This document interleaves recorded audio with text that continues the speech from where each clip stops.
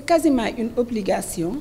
Lorsque vous êtes promoteur d'un organe de presse, vous devez définir votre ligne éditoriale. Parce que si vous n'avez pas de ligne éditoriale, ça veut dire que c'est un journal, une télévision ou une radio ouverte à tout vent, où on peut dire n'importe quoi, n'importe où et n'importe comment, et où, si vous n'avez pas de ligne éditoriale clairement affirmée, quelque part, ça fragilise la rédaction parce que ça veut dire que les gens, au gré des accointances, au gré des intérêts financiers, le journal peut basculer d'un côté ou de l'autre. C'est pourquoi on est revenu, en fait, il faut revenir à l'orthodoxie qui veut que vous définissiez une ligne éditoriale, qui veut que lorsque vous recrutez un journaliste, que vous pouviez à l'embauche lui notifier la ligne éditoriale du journal. Il y a également une nouvelle contrainte sur le promoteur de presse, c'est qu'il ne peut plus, au gré de ses intérêts ou de ses humeurs, basculer la ligne éditoriale dans un autre sens sans que ce soit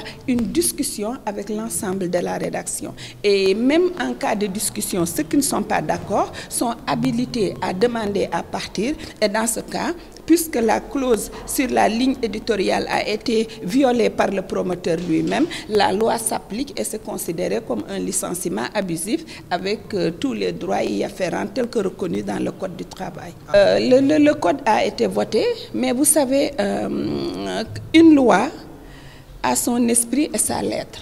Et ce sont des décrets d'application qui précisent l'esprit et la lettre de la loi. Actuellement, je fais partie actuellement. Actuellement, on a mis en place un comité chargé effectivement de proposer les décrets d'application pour une bonne exécution de ce présent code de la presse.